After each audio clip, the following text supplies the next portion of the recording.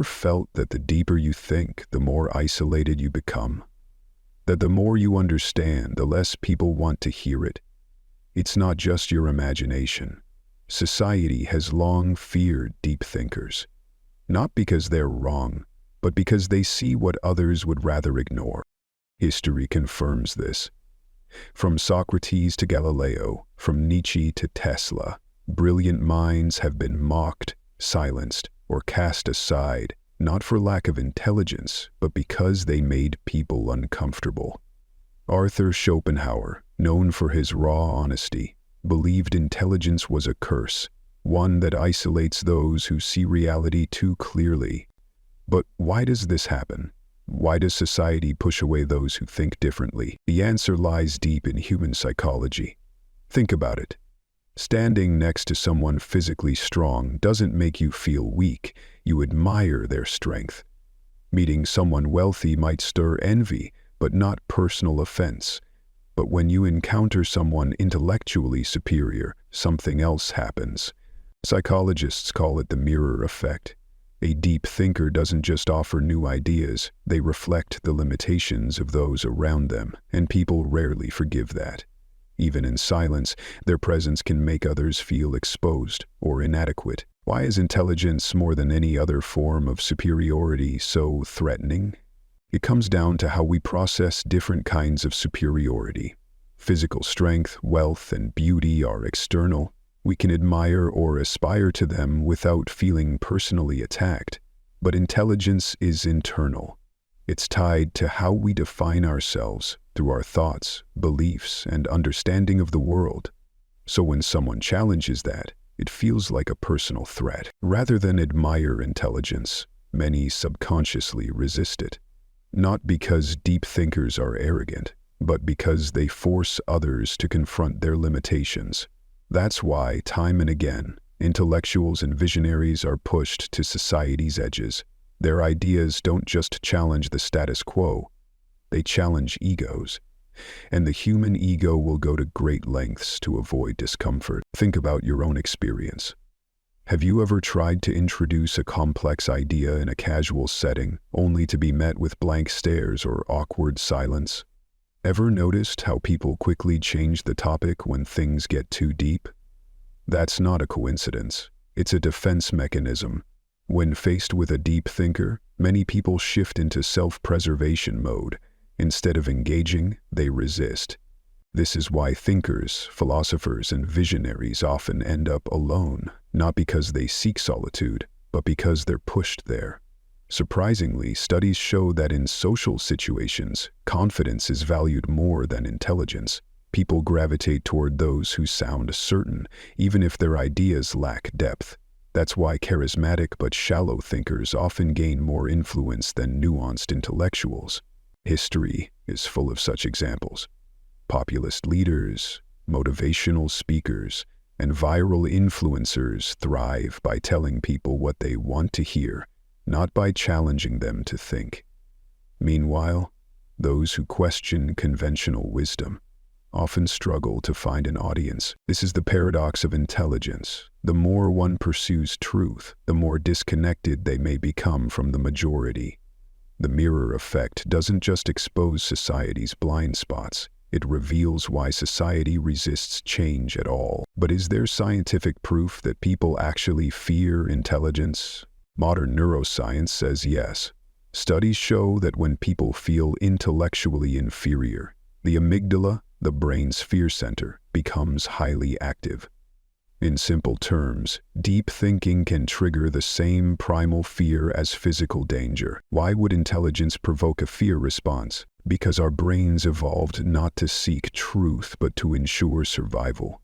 For most of human history, survival depended not on being the smartest, but on fitting in. Tribes meant safety. Rejection meant vulnerability or death. That's why the human brain prioritizes social belonging over intellectual pursuit. So when a highly intelligent person enters the room, they disturb the social equilibrium.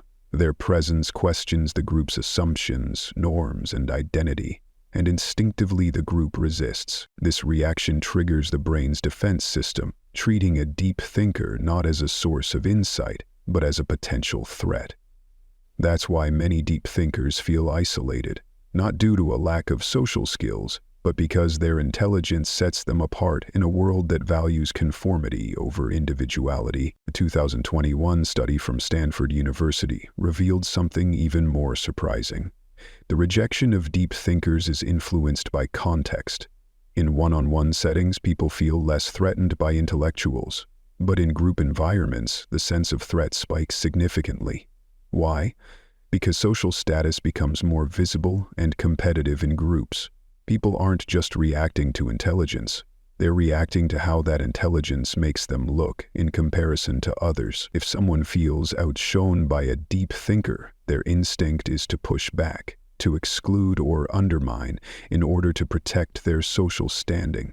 This helps explain why deep thinkers often find meaningful conversations in private, but struggle to connect in group settings. Psychologists have identified several cognitive biases that fuel this resistance to intelligence. The Dunning-Kruger effect: people with limited knowledge often overestimate their understanding, while highly intelligent individuals tend to doubt themselves. This creates tension. Those who know less may feel more confident, leading them to dismiss or challenge deeper thinkers. Status quo bias: the brain prefers familiar ideas over complex new truths. Deep thinking often disrupts established beliefs, making people uncomfortable. The backfire effect: when presented with information that contradicts their worldview, people rarely change their minds. Instead, they cling more tightly to their original beliefs. Deep thinkers often encounter this resistance when introducing challenging or nuanced perspectives. In today's digital world, social media has amplified the rejection of depth. Algorithms prioritize content that's emotionally charged and easy to digest, not thoughtful or intellectually rigorous. As a result, simple, catchy, and often misleading messages go viral, while nuanced insights get buried. Deep thinkers often struggle with this format. Compressing complex ideas into viral soundbites is difficult, and the platforms reward entertainment over enlightenment. The result? Society increasingly celebrates charisma over clarity and sensation over substance. So what does this mean for deep thinkers? Rejection of intelligence isn't just social, it's also biological, psychological, and cultural. It's hardwired into human nature, reinforced by group dynamics, and magnified by modern technology. This doesn't mean deep thinkers should stay silent, but they must understand the forces working against them. If society resists intelligence, what does it embrace? The answer is simple: comfort. We live in a world where predictability is prized more than truth. Arthur Schopenhauer, one of history's most unflinching philosophers, didn't see intelligence as a gift but as a burden. Unlike thinkers who saw intellect as a path to success, Schopenhauer believed that the more intelligent a person is, the more disconnected they become from society. Why? His philosophy centered around the concept of the will, a blind, irrational force that drives human behavior. According to Schopenhauer, most people are guided by the will to live. They seek pleasure, security, and comfort. But highly intelligent individuals are driven by the will to truth, an unrelenting desire to understand, even when that understanding brings discomfort. While most people chase pleasure and avoid difficult questions, deep thinkers pursue truth, even when it isolates them. This creates a rift. Where others find meaning in relationships, entertainment, and daily routines, deep thinkers often feel detached, seeing these as distractions from deeper existential realities. Schopenhauer believed that the more one understands human nature, the harder it is to relate to others. Deep thinkers see through pretense and superficiality. Most social interactions rely on small talk, status games, and polite deception, things that make the truth seeker feel out of place. They long for depth, but society prefers simplicity. Others seek ease. Deep thinkers seek meaning. This disconnect also makes deep thinkers question the very goals society promotes. wealth, fame, relationships. Schopenhauer saw these pursuits as illusions, masking deeper existential emptiness. This skepticism often makes intellectuals seem distant or indifferent, even though their detachment is rooted in honest reflection, not arrogance. That's why intelligent people often feel misunderstood, isolated, or even resented. Their presence challenges others to face uncomfortable truths most would rather ignore. Schopenhauer compared intelligence to heightened awareness, a blessing that feels like a curse. He wrote, "A high degree of intellect tends to make a man unsocial." His reasoning? The more you understand, the less you can ignore. The clearer your vision of the world, the harder it is to be happy in it. In his view, happiness and intelligence often stand at odds. Not wisdom, but ignorance is the real path to contentment. This is why deep thinkers throughout history, Pascal, Kafka, Nietzsche, have often struggled with depression, existential doubt, and loneliness. But Schopenhauer didn't just name the problem. He offered ways to cope. Embrace solitude. For deep thinkers, being alone isn't a punishment, but a refuge.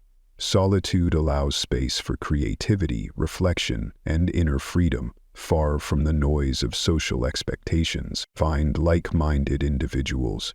Rather than trying to fit into the mainstream, he encouraged deep thinkers to connect with others who shared their hunger for truth.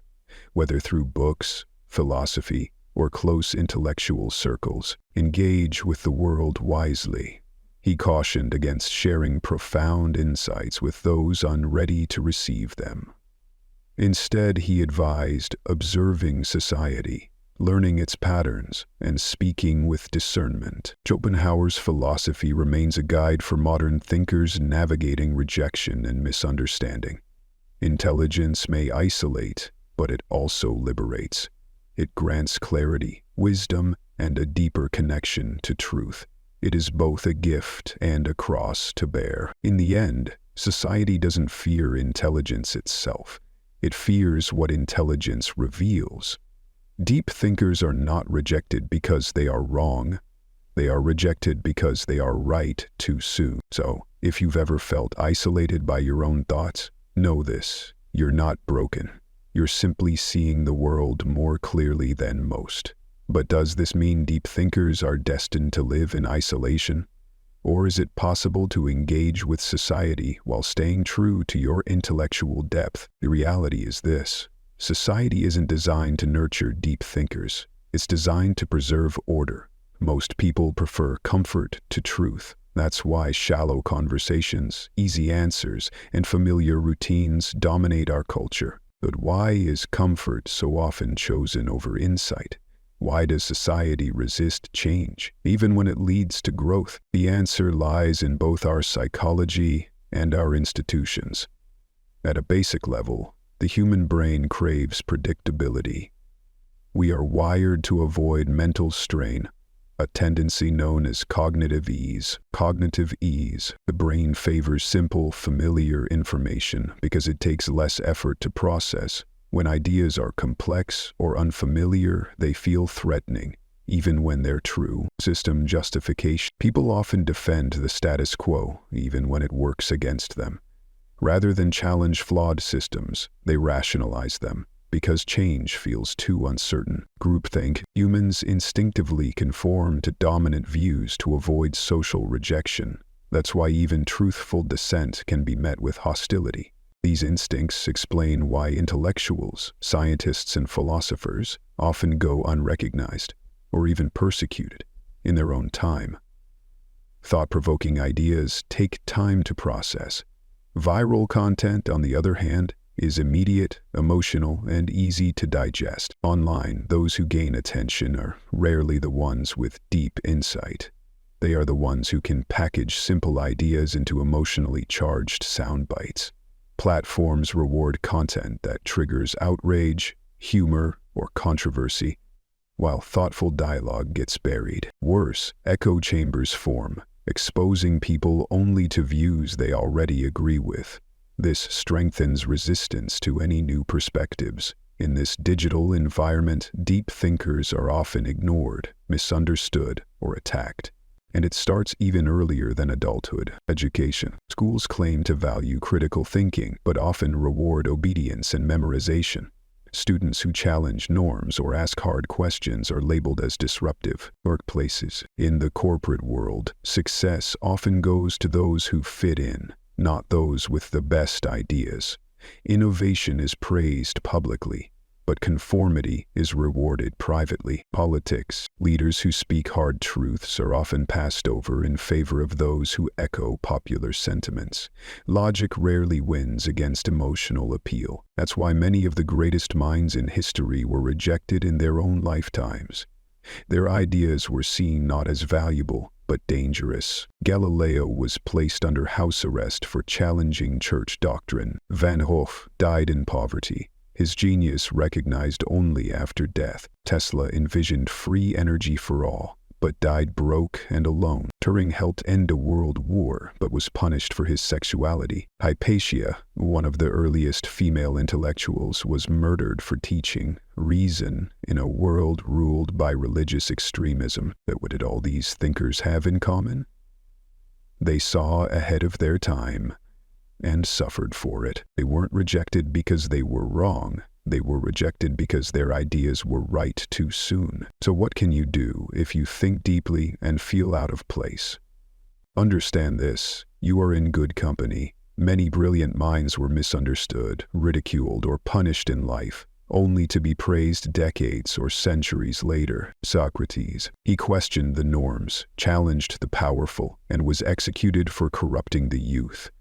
His real crime? Encouraging people to think for themselves. His final words, "The unexamined life is not worth living," still echo through time. Nietzsche, dismissed as insane in his time, his radical ideas about morality and truth now shape modern philosophy. He argued that society clings to comforting lies rather than face painful truths. Tesla. He dreamed of a world where innovation served humanity, not profit. But the business elite crushed his vision.